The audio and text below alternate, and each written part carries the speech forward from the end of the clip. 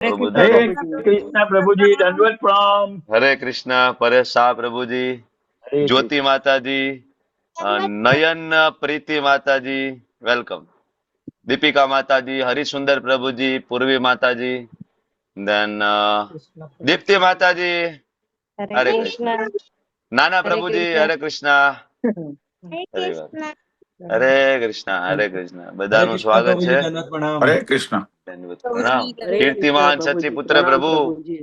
સમીર પ્રભુ, welcome welcome. Mridula માતાજી, મોહનસિંહ વાલસી હરે બારિયા કૃષ્ણ. હરે પ્રભુજી, કૃષ્ણ ઉર્વી પ્રભુજી. માતાજી, ઇન્દિરાબેન જોશી માતાજી, જય ત્રિવેદી પ્રભુ, હરે કૃષ્ણ, વેલકમ વેલકમ. હેતલ માતાજી, હરે કૃષ્ણ. હરે હરે કૃષ્ણ કૃષ્ણ. પ્રભુજી. હરે કૃષ્ણ. આપ સૌ વહાલા વૈષ્ણવનું ખૂબ ખૂબ હૃદયપૂર્વકનું સ્વાગત છે. ઇસ્કોન મેંગલુરુ શ્રી શ્રી રાધા ગોવિંદ મંદિર કુલાઈ તરફથી ચાલતા ભગવદ્ ગીતાના લેવલ 1 ના ક્લાસમાં, જેમાં આપણે 62મી બેચની અંદર ત્રીજા અધ્યાયની આજે આપણે ચર્ચા કરવા જઈ રહ્યા છીએ. શરૂઆત કરતા પહેલા ભગવાન શ્રી શ્રી રાધા ગોવિંદજી અને ગુરુ મહારાજના ચરણોમાં આપણે બધા ભાવપૂર્વકની પ્રાર્થના સાથે મળીને અર્પણ કરીએ. શરૂઆત કરીએ પ્રાર્થના સાથે. ઓમ અજ્ઞાનતિમિરાંધસ્ય જ્ઞાનાંજન શલાકયા ચક્ષુરુન્મિલિતમ યેન તસ્મે શ્રી ગુરુવે નમઃ.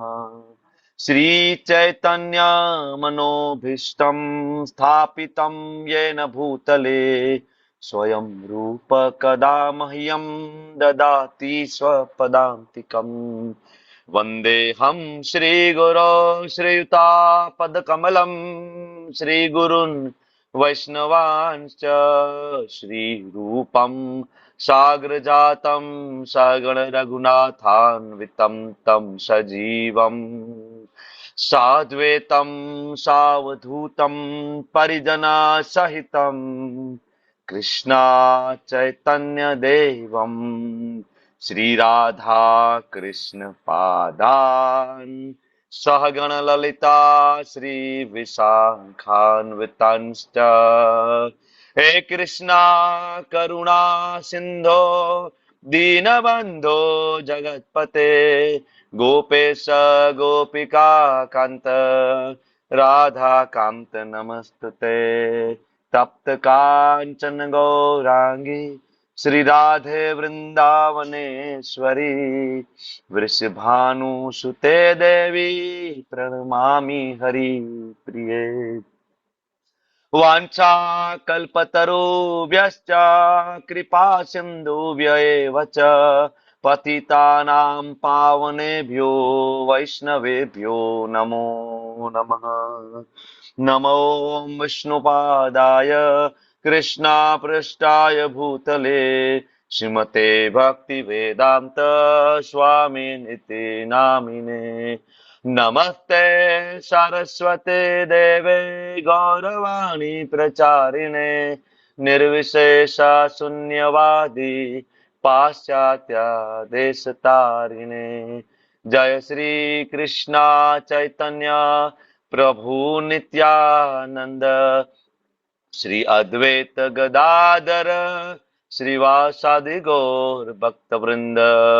હરે કૃષ્ણા હરે કૃષ્ણા કૃષ્ણા કૃષ્ણા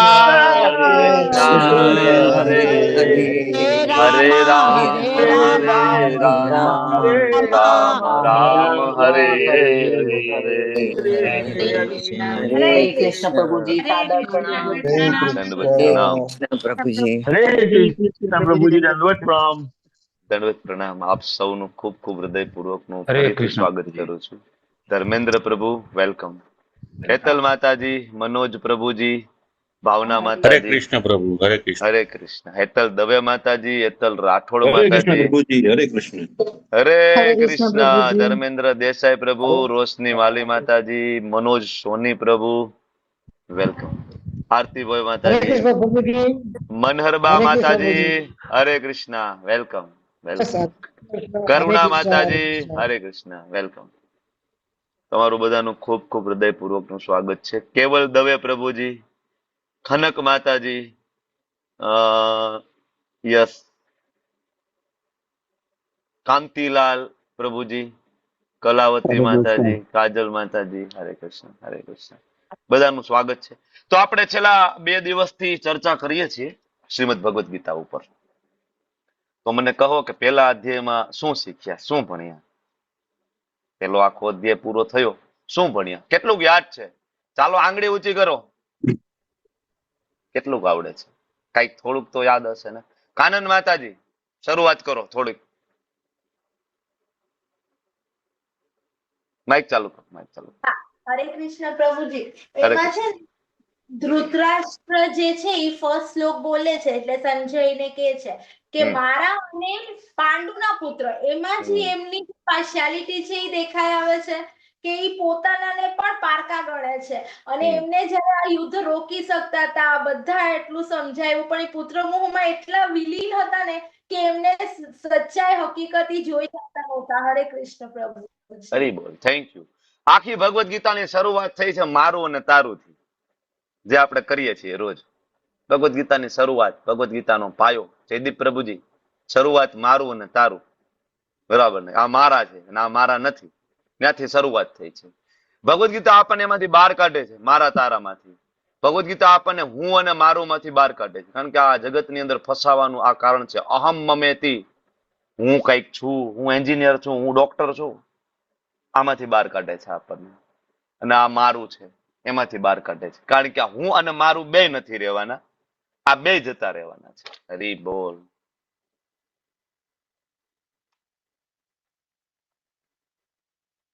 અઘરું છે ને? કઈ વાંધો નહીં, કનેક્ટ થઈ જશું આપણે તરત જ મોબાઈલ ના આશીર્વાદ. નો જ આવે ને, ડિસ્કનેક્ટ થઈ ગયો. બરાબર. હરે કૃષ્ણ. અવાજ અવાજ આવે કટ છે? થાય છે. અવાજ આવે છે હા, હવે? હવે આવે છે. હા, હા, હવે એકચ્યુઅલી આવે છે. પાવર કટ થઈ ગયો. બરાબર. મારું તારાની વાત કરીને તો ગઈ મુની જીબી વાળાને. બરાબર, તો પાવર કાપી નાખ્યો ત્યાંથી. કે આ બધી ચર્ચા ના કરો એ કે. આપણે બહાર નીકળવાની વાત કરીએ ને તો ગમે નહીં લોકોને. તો મારું મોઢું બરાબર દેખાય નહીં તમને, પણ જોવાની જરૂર નથી, એમાં કઈ જોવા જેવું છે નહીં, સાંભળો ખાલી. બરાબર. તો ભગવદ ગીતાની શરૂઆત મારું તારું થી શરૂઆત થઈ અને પહેલા અધ્યાયમાં આપણે આ શીખ્યા કે આપણે આમાંથી બહાર નીકળવાનું છે. આપણે આમાંથી બહાર નીકળવાનું છે. બીજું, પહેલા અધ્યાયનું નામ છે હસમુખભાઈ, અર્જુન વિષાદ યોગ. તો શું એવું લાગે કે આ જગતની અંદર દુઃખ છે, વિષાદ છે? લાગે છે કઈ ચિંતા જેવું છે, અહીંયા કઈ સમથિંગ, બરાબર, કઈ પ્રોબ્લેમ જેવું છે? ના ના, અહીંયા તો બહુ મજા આવે છે, મજા મજા છે. જેને ખરેખર અહીં મજા મજા લાગતી હોય ભગવદ ગીતા એના માટે છે નહીં. ભગવદ ગીતા એના માટે જેને એટલી ખબર પડે કે અહીંયા કઈક પ્રોબ્લેમ છે, મારે ઘરડું થવું નથી, મારે તો યુવાન રહેવું હતું, પણ હું ઘરડો કેમ થઈ રહ્યો છું? મારે મરવું નથી. આમાં કોઈને મરવું છે ભાઈ? કોઈની ઈચ્છા છે? બધાને અમર થવું છે, પણ પ્રકૃતિ ફોર્સફુલ એક દી મારી નાખશે આપણને. કોઈને મરવું, અચ્છા અહીંયા કોઈને બીમાર થવું છે? કોઈને ગમશે બીમાર થવું હોસ્પિટલમાં? છતાં આપણે બીમાર પડીએ છીએ ને. તો આપણે પ્રશ્ન થવો જોઈએ કે ચાલુ આ કઈક તો પ્રોબ્લેમ છે અહીંયા. બીમાર થવું નથી, બીમાર થાય છે, મરવું નથી, મરી જાય છે લોકો. પ્રોબ્લેમ તો છે, આમાંથી બહાર નીકળવાનું સોલ્યુશન ગોતવું જોઈએ. આવો પ્રશ્ન થાય તેથી ભગવદ ગીતા તમને જવાબ આપશે. આ પહેલો અધ્યાય. ધૃતરાષ્ટ્ર, અર્જુન, દુર્યોધન, આ ત્રણ વ્યક્તિના મનમાં ચાલતી ગળમથલ. બરાબર. સૈન્ય નિરીક્ષણ, શંખનાદ અને અર્જુનના યુદ્ધ ના કરવાના 5 કારણો. કયા 5 કારણો છે કાંતિલાલ પ્રભુ યુદ્ધ ના કરવાના? બોલો બોલો, માઇક ચાલુ કરો પ્રભુજી. કરુણા છે, કોઈ પેલું આનંદ કરુણા. નથી, હરી બોલ. કોઈ આનંદ નથી. પછી પછી પાપનો ભય, પાપનો ભય. પછી કુટુંબ પરંપરાનો નાશ થશે એવું માનતા હતા અર્જુનજી. ઓકે. પછી અને છેલ્લું કન્ફ્યુઝ હતા. કન્ફ્યુઝડ હતા. તો ખૂબ સરસ જવાબ આપ્યો. કઈ બાકી નથી રહી ગયું ને? હું આ લાઈટ સેટ કરવામાં થોડોક હતો. બરાબર ને? કરુણા, કોઈ આનંદ નથી, પાપનો ભય, કૌટુંબિક પરંપરાનો નાશ અને અનિર્ણિતા. મારો અવાજ આવે છે? કપાય છે હજી? હરે કૃષ્ણ, હરે કૃષ્ણ. અવાજ બરાબર આવે છે? હું આગળ વધુ? હા, હા, હા, પ્રભુ ઓકે. આ બરાબર થઈ આવે ગયો, છે. આ થઈ ગયો પહેલો અધ્યાય. બીજો અધ્યાય વિશે બોલો. બીજો અધ્યાય. બીજો અધ્યાય વિશે બોલો, બીજો અધ્યાય. હરી બોલ. ચાલો, અવાજ આવે છે ને મારો કે નથી આવતો? હા હવે આવે આવશે, છે. આવે હવે છે. આવશે, હવે હા, આવશે. ક્યારેક બ્રેક વાઈફાઈ થઈ જાય કનેક્ટ થઈ છે. ગયું, વાઈફાઈ કનેક્ટ થઈ ગયું. હવે લાઈટ આવી ગઈ. મારું તારું પતી ગયું ને, એટલે લાઈટ આવી ગઈ પાછી. હા બોલો બોલો, બીજો અધ્યાય.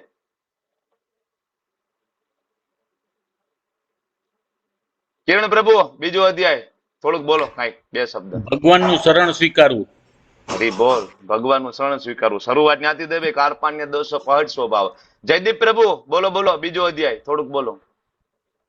પ્રભુજી, કાલના અધ્યાયમાં જે તમે કીધું ને કે જેનો જન્મ થયો એનું મૃત્યુ નિશ્ચિત છે અને જેનું મૃત્યુ થશે એનું પુનર્જન્મ નિશ્ચિત છે, એ મતલબ એ વાત કાલે સમજાણી. ખૂબ સરસ પ્રભુ, ખૂબ સરસ. વિશ્વાસ છે ને બીજી વાર જન્મ થાય એનો, કે બધું આ હા. શરીર ગયું એટલે કાર્યક્રમ પૂરો. વિશ્વાસ છે ના. ને?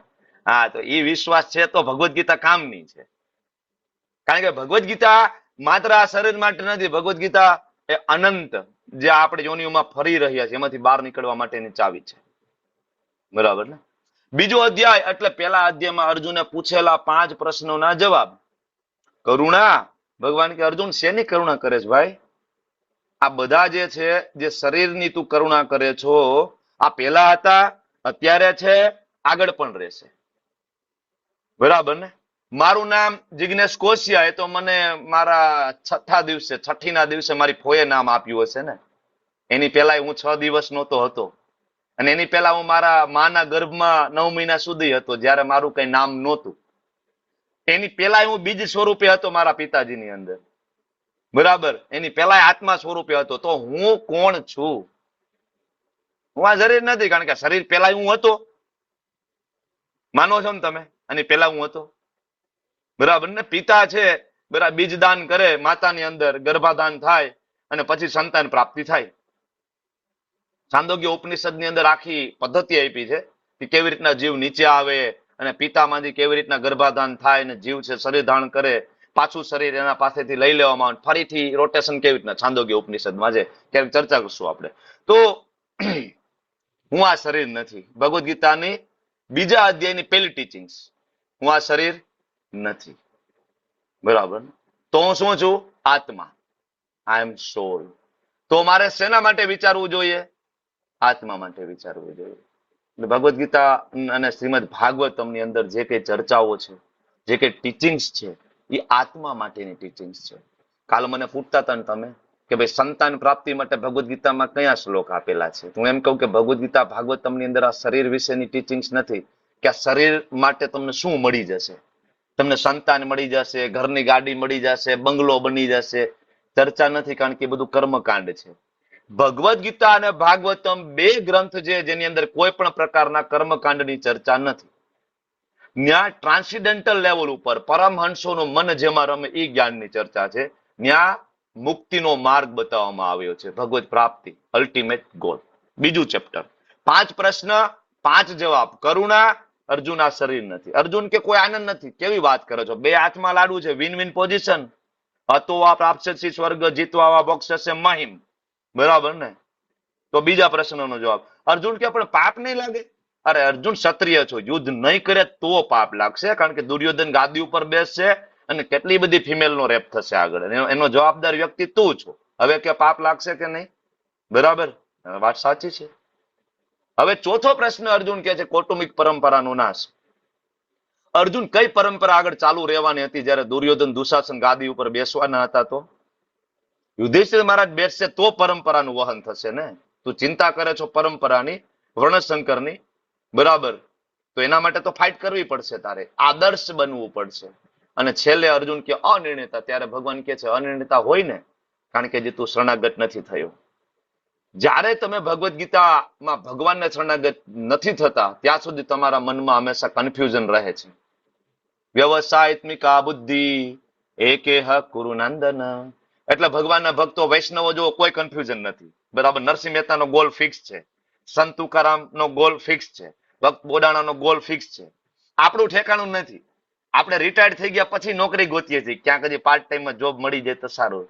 અરે જોબ કરવા નથી આવ્યા ભાઈ, અહીંયા આપણે નોકરી કરવા આવ્યા નથી. આ મનુષ્ય શરીરનો ગોલ એ છે નહીં. ઋષિ મુનિઓ ગાંડા નથી થઈ ગયા.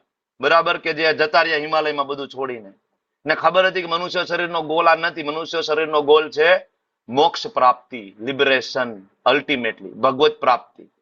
રાઈટ? બીજો અધ્યાય પૂરો થઈ ગયો. 5 પ્રશ્ન 5 જવાબ. બ્રહ્મા નિર્માણમ મૃચ્છતિ. છેલ્લો શ્લોક.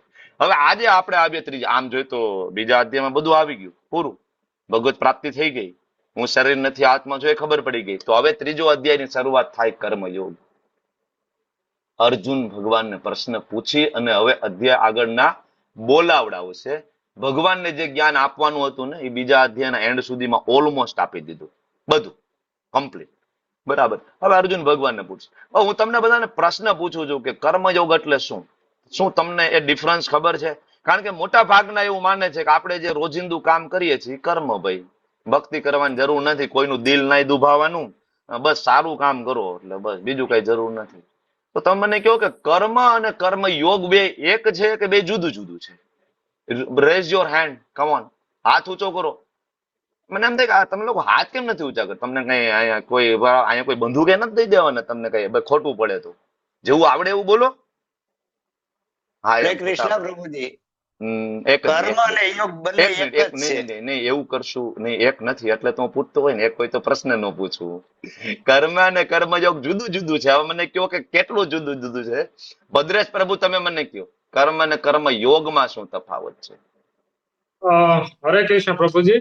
હમ.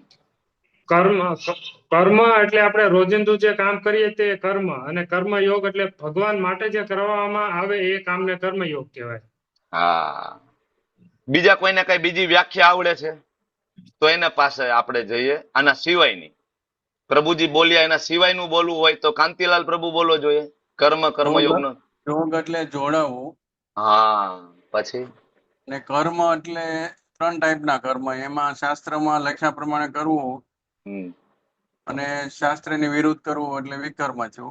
અને તમે આજનો અકર્મ અધ્યાય એટલે ભણાવી દેશો કોઈ- મને એવું લાગે છે આમને. એ મારે ભણાવવાનું છે, મારે ભણાવવાનું છે. ઓકે ઓકે આપણે હરે જે કૃષ્ણ. કર્મ થેન્ક યુ. કરીએ છીએ ભગવાન સાથે okay okay thank you. Lata Mehtaji બોલો. લતા મહેતાજી, લતા મહેતાજી નથી અવાજ આવતો મારો. આઈ થિંક એમનું નેટવર્ક ડાઉન થયું. ઉમા માતાજી બોલો. ઉમા માતાજી માઇક ચાલુ કરો, માઇક ચાલુ કરો.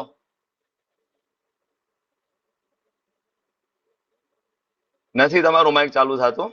હરિબોલ. હા, હરે કૃષ્ણ. હા, હવે બોલો બોલો બોલો બોલો. કર્મ કર્મયોગ નો તફાવત બોલો. કર્મ એટલે આપણે જે આપણા રોજિંદા કર્મો કરતા હોય એ કર્મ હમ. કહેવાય. હમ. પણ એ કર્મ કર્યા પછી ફળની આશા ન રાખવી અને બધું ઈશ્વરને સોંપી દેવું એ કર્મયોગ કહેવાય. હરિબોલ. ખૂબ સરસ વ્યાખ્યા છે માતાજી. ખૂબ ખૂબ ધન્યવાદ તમારો બધાનો. તો કર્મ અને કર્મયોગમાં તફાવત છે ભાઈ. જે કર્મ તમે ને હું સવારથી સાંજ સુધી નીકળી જાય છે ને ટિફિનના ડબલા લઈને નોકરી કરવા માટે, બરાબર ને, અને આપણે જે દર મહિને સેલરી આવે છે ને આપણને એમ થાય કે આ કામ સારી રીતના કરીએ, કોઈનું દિલ ના દુભાવીએ, એટલે હું કર્મ કરું છું, મારે બીજું કઈ કરવાની જરૂર નથી. એ ખાલી કર્મ છે જે આપણને બાંધે છે.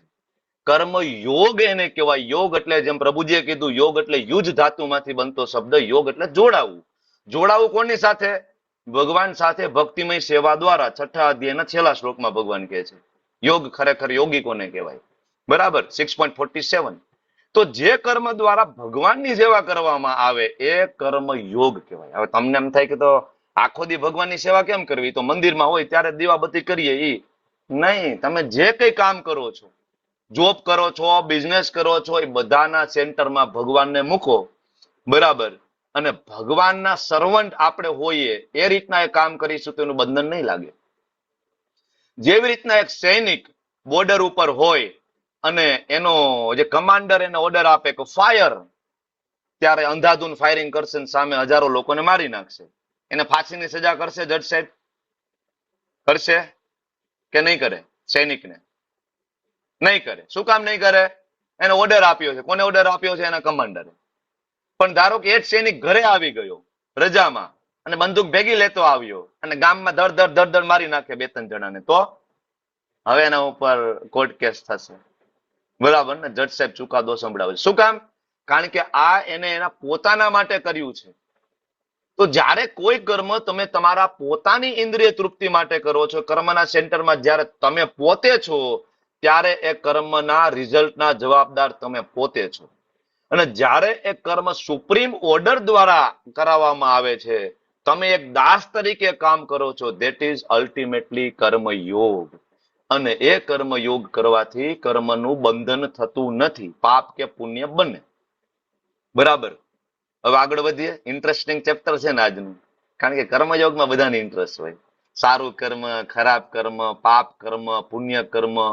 બરાબર. પ્રભુજી હું કયા પુણ્ય કર્મ કરું? પ્રભુજી મને પાપ તો નહીં લાગે ને? બધા ક્વેશ્ચન એ બહુ આવશે આજે, કારણ કે બધાને આમાં ઇન્ટરેસ્ટ છે કર્મ. કારણ કે પેઢી દર પેઢી આપણે આજ તો કરતા આવ્યા છીએ, કર્મ કર્મ કર્મ. બરાબર ને?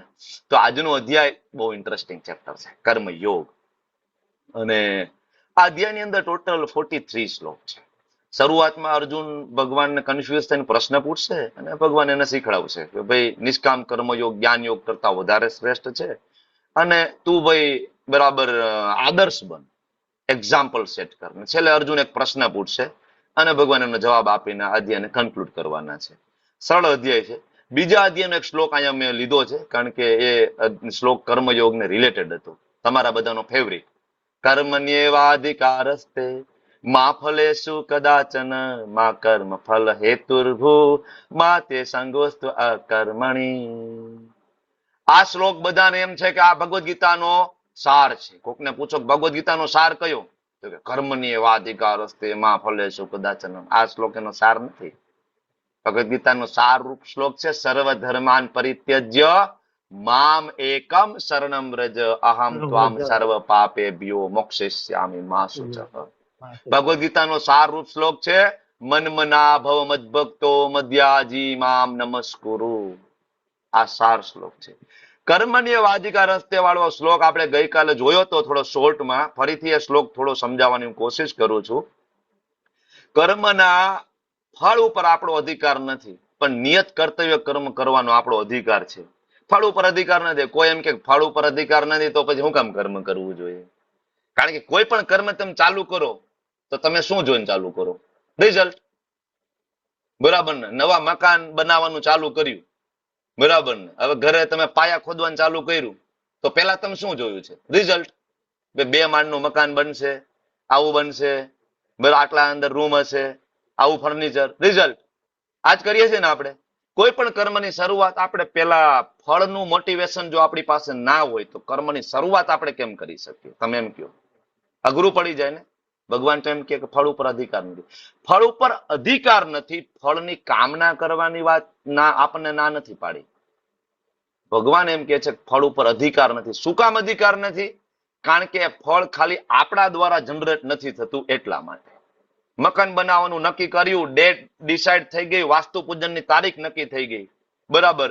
પણ જે તમારે ત્યાં કોન્ટ્રાક્ટર આવે છે, જે કડિયો આવે છે નહીં, બરાબર, તબિયત બીમાર થઈ ગઈ, બરાબર, તબિયત બગડી ગઈ, તમારા વાસ્તુની ડેટ સુધી તમારું મકાન રેડી ના થયું. આવું બને કે નથી બનતું? ઘણા બધાને ડેટ આવી ગઈ, મકાન જ રેડી નથી. મોસ્ટલી આવું થતું હોય કે નહીં આપણી સાથે? બરાબર. 2 મહિના બરાબર લેટ ડેટ લીધી હોય તોય ના બન્યું હોય. હજી આ બાકી છે, હજી વાયરિંગ બાકી છે, હજી. શું કામ? કારણ કે ભાઈ તમે તો એઝમ્પશન કરી લીધું કે 2 મહિના પછી મકાન રેડી થઈ જશે, પણ ખાલી તમે એના માટે તમે તો ખાલી પૈસા આપી દીધા છે, બરાબર. આ કાર્ય થવાની અંદર 5 ફેક્ટર કામ કરે છે, અને છેલ્લે અલ્ટિમેટલી બરાબર ભગવાનની કૃપા. તમે એમ કહો મોટી બિલ્ડિંગ બનાવો, ભૂકંપ આવી ગયો તો તમારા વાસ્તવની ડેટ હતી 2 દી પહેલા ભૂકંપ આવી ગયો, પૂરું, ફિનિશ. બરાબર. ખોટી વાત છે? વાસ્તુ થશે જ નહીં. તો આ વિચારવું પડશે કે ફળ ઉપર આપણો અધિકાર એટલા માટે નથી કે ફળ ખાલી આપણા દ્વારા જનરેટ નથી થતું. ખેડૂતે એમ કીધું કે મેં બી વાવી દીધા, પણ ખેડૂતે બી વાવી દીધા બરાબર ઘનઘોર ઉનાળામાં, કે વરસાદ પડવાનો જ નથી, તો એમાંથી ફળ ઉગશે? ખેડૂત તો કીધું મેં મહેનત કરી છે, મને ફળ મળવું જોઈએ, પણ ભાઈ ખાલી તારી મહેનતથી ફળ નહીં ઉગે. એના માટે સમય પણ યોગ્ય જોશે, એના માટે વરસાદ પણ જોશે, એના માટે સૂર્યપ્રકાશ પણ જોશે, અને આ બધું હોય, બધું સરસ મજાનું થઈ જશે, બરાબર. પણ એના માટે ભગવાનની કૃપા પણ જોશે, અને બીજું તારા કર્મમાં હોવું પણ જોઈએ, આગળથી એવા કર્મ કરેલા પણ હોવા જોઈએ કે તને એનું રિઝલ્ટ મળે. જો આપણી સાથે ઘણા બધા છોકરાઓ ભણતા હતા સ્કૂલમાં, આપણા કરતા હોશિયાર હતા. મેં ગઈકાલે તમને કીધું હતું આ વસ્તુ. આપણા કરતા એ છોકરાઓ હોશિયાર હતા, પણ આજે તમે સક્સેસ છો અને આજે પાછું વળીને જુઓ તો એ લોકો એટલા સક્સેસ નથી. આવું નથી તમે જોયું? મેં તો જોયું છે. મારા 12 સાયન્સની બેચમાં હજી ઘણા બધા મારા મિત્રો છે. અહીં ઘણા બધા ડોક્ટર છે. તમે યાદ કરો આપણી 12 સાયન્સની બેચ, ઘણા બધા આપણા કરતા ઇન્ટેલિજન્ટ હતા, બરાબર, પેલી પાટલીમાં બેસવા વાળા, બરાબર ને. અને શું અચાનક થયું કે આગળ એ લોકો સક્સેસ નથી. ઇવન ઘણા બધા ડોક્ટર બની ગયા પણ એ સક્સેસ ના થયા. છેલ્લી પાટલીએ બેઠો તે ફેલ થયો હતો, પણ એ ધારાસભ્ય બની ગયો. એને પોતાનું બરાબર મલ્ટી સ્પેશિયાલિટી હોસ્પિટલ બનાવ્યું છે પોતાનું, અને એમાં આપણને ભાડે રાખ્યા છે નોકરીએ. ભદ્રજ પ્રભુ નથી આપણે જોતા ભાઈ આવું સંસારની અંદર? તો કેવી રીતના આપણે સ્વીકારવું પડશે ને કે ફળ ઉપર આપણો અધિકાર નથી ભાઈ. ઘણા બધા ફેક્ટર એની પાછળ કામ કરે છે. હવે આ વિચારીને જયારે આપણે કાર્ય કરીશું ને તો આપણે થોડા ટેન્શન ફ્રી થઈ જશે. કારણ કે નહીં તો પ્રોબ્લેમ એ થઈ જશે ને કે મકાન બનાવ્યું કેમ ના બન્યું? અરે ભાઈ હું એકલો જવાબદાર નથી એના માટે, ઘણા બધા ફેક્ટર છે. કડિયો બીમાર પડી ગયો, 15 દિવસ લેટ થઈ જાય ને, બરાબર. આ બધું જયારે વ્યક્તિને ધ્યાનમાં હોય ત્યારે એ ટેન્શન ડિપ્રેશનમાંથી પેલા બહાર નીકળી જશે. રિઝલ્ટ ગમે તે આવશે, રાઈટ? તો આ આપણે વિચારવું પડશે. અને ફળ ઉપર અધિકાર નથી એનો મતલબ એવો નથી ફળ નથી મળતું. આ શ્લોક આપણને બીજું એ વસ્તુ શીખડાવે છે કે ફળ ઉપર અધિકાર મતલબ તમે સતત રિઝલ્ટનું ચિંતન કરો છો તો તમે તમારા કાર્યની પ્રોડક્ટિવિટી મતલબ કામ કરવાની જે આવડત છે ને એમાં તમારું 100% નહીં આપી શકો ને? આપી શકશો? ગઈકાલે આપણે ઉદાહરણ આપ્યું હતું, 2 છોકરાઓ બરાબર ને એક્ઝામની તૈયારી કરે છે. એક છોકરાના મા બાપ એને કહે છે દીકરા તું ચિંતા નહીં કરતો, વાંચવામાં ધ્યાન દે, મોબાઈલ સાઈડમાં મૂકી દે, અને રિઝલ્ટ જે આવશે ને અમને માન્ય છે, યુ ડોન્ટ વરી, તું વાંચવામાં ધ્યાન દે, બરાબર. તારી પાસે જે 6 મહિનાથી વાંચી લે, એક્ઝામમાં લખી આવજે, પછી જોઈશું.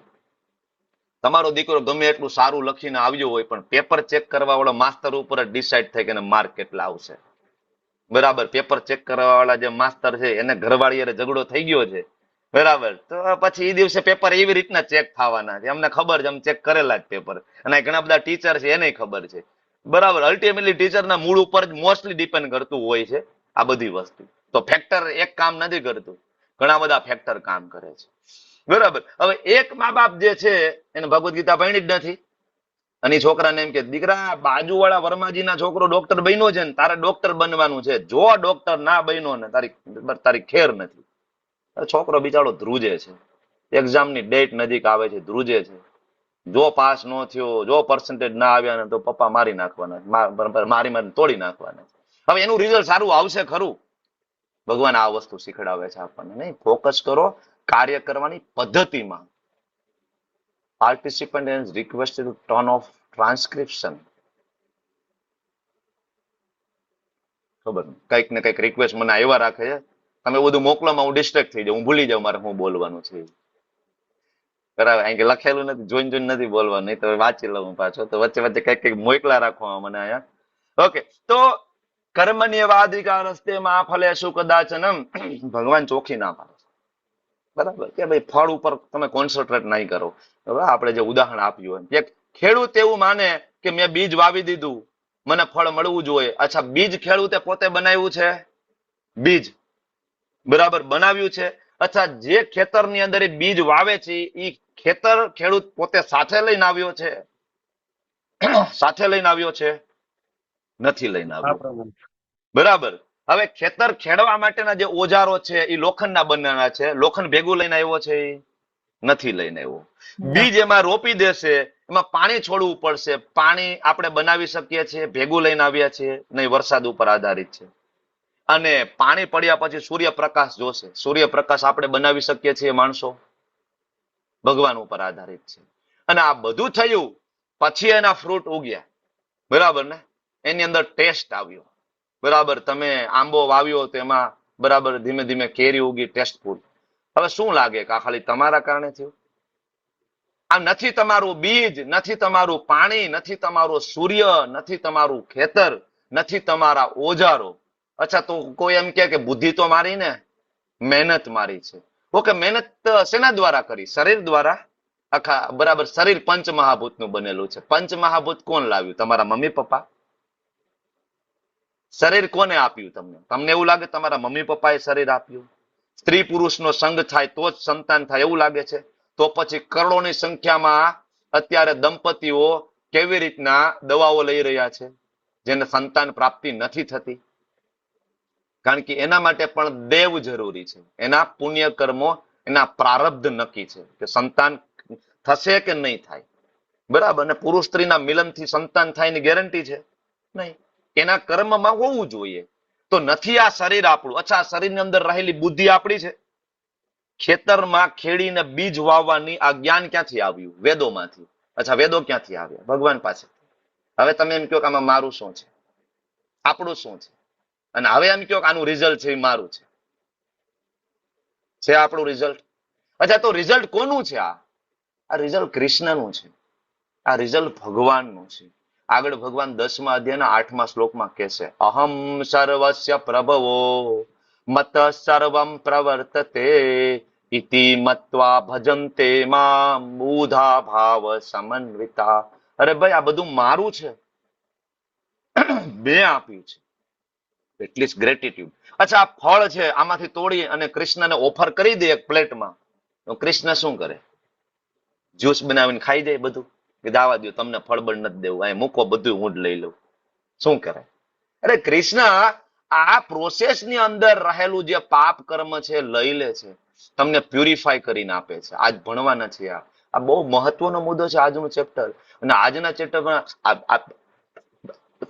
ચેપ્ટરમાંથી આપણે બે વસ્તુ શીખવાની છે. આપણે બે વસ્તુ, બરાબર, આગળ આપણે ભણશું. તો ભગવાન દ્વારા આ બધું પ્રાપ્ત થાય એક વસ્તુ. હવે અધ્યાયની શરૂઆતમાં અર્જુન કહે છે કે ભગવાન, જાયસી ચેત કર્મણસ્તે મતા બુદ્ધિર જનાર્દન તત્કિમ કર્મણી ઘોરે મામ નિયોજયસી કેશવ.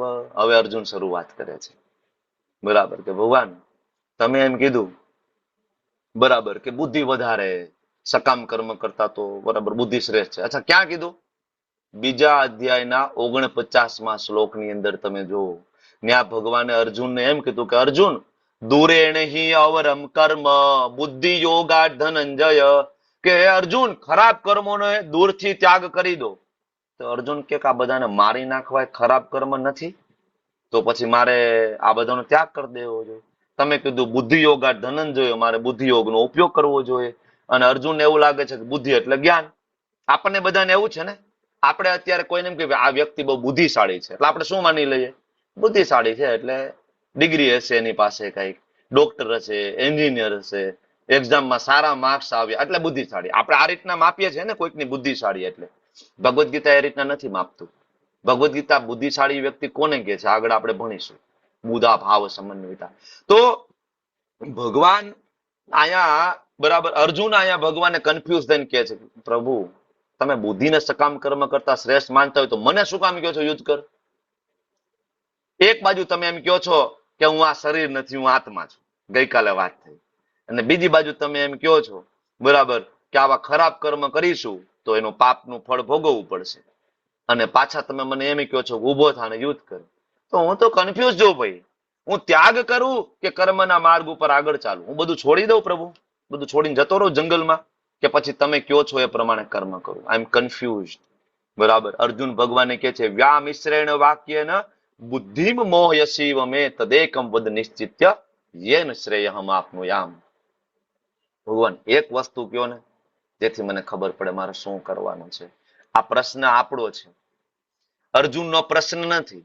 ભગવાન અર્જુન એમ કહે છે કે અર્જુન જ્ઞાન પ્રાપ્ત કરો અને કર્મ કરો. તો તમને પ્રશ્ન થાય જ્ઞાન પ્રાપ્ત કરવું એટલે ભગવદ્ ગીતા વાંચવી, ભાગવતમ વાંચવું આખો દિવસ? તો પ્રભુજી નોકરી કરવા જાવ કે આ બધું કરવાનું જ આખો દી? અમારે જ્ઞાન પ્રાપ્ત કરવાનું કે અમારે આખો દી કઈ કામ ધંધો કરવાનો, પૈસા કમાવાના?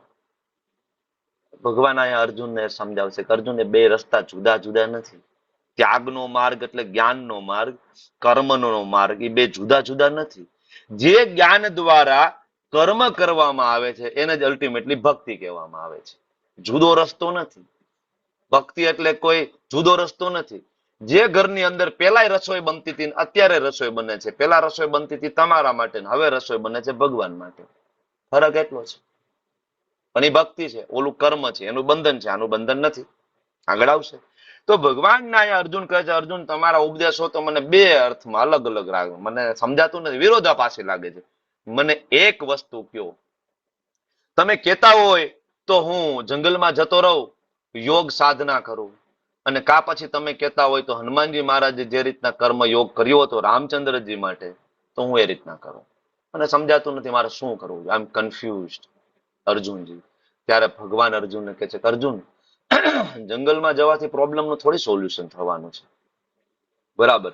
કર્મ તો કરવું પડશે. જો ભગવદ્ ગીતાની અંદર તમે જો સંબંધોની નિખાલસતા કેટલી છે ભગવાન અને અર્જુન વચ્ચે, બરાબર ને? પ્રશ્ન પૂછી શકે, અર્જુન પ્રશ્ન પૂછે, ભગવાન જવાબ આપે, અર્જુન પ્રશ્ન પૂછે, ભગવાન જવાબ. વન વે કોમ્યુનિકેશન નથી, બરાબર ને? અર્જુન કે છે કે ભગવાન મને તો નથી સમજાતું, આઈ એમ કન્ફ્યુઝ, તમે મને કહો કે મારે આમ આગળ શું કરવું જોઈએ. તમે તો કેશવ છો ને, તમે કેસી દૈત્યનો વધ કર્યો હતો ને, બરાબર? તો મારા મનમાં રહેલી શંકાનો તમે વધ ના કરો, મને કયો. જંગલમાં જતો રહો, ત્યાગનો માર્ગ અપનાવું, જ્ઞાનનો માર્ગ અપનાવું, કે પછી કર્મયોગ ભક્તિ યોગનો માર્ગ અપનાવું, જેમ હનુમાનજીએ કર્યું હતું.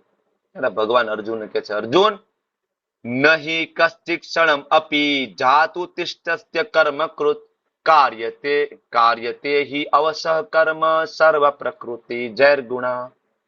પ્રકૃતિના 3 ગુણો કયા? સત્વગુણ, રજોગુણ, તમોગુણ. 14મા અધ્યાયમાં ભણશું આપણે, ચિંતા નહીં કરતા. 3 ગુણો. આપણે બધા આ 3 ગુણોની કઠપૂતળી છીએ, કઠપૂતળી. આપણને આ 3 ગુણો નચાવે છે, આનું જ બીજું નામ છે માયા. આ માયાદેવી નચાવે છે. કોઈ સત્વગુણની અંદર છે તો એવું કાર્ય કરશે, કોઈ રજોગુણમાં છે તો એવું કાર્ય કરશે, કોઈ તમોગુણમાં હશે તો ખરાબ કાર્ય કરશે, સત્વગુણમાં સારું કાર્ય કરશે. રજોગુણની અંદર ખૂબ પૈસા કમાવા, ખૂબ પદ પ્રતિષ્ઠાનો મોહ રજોગુણની અંદર.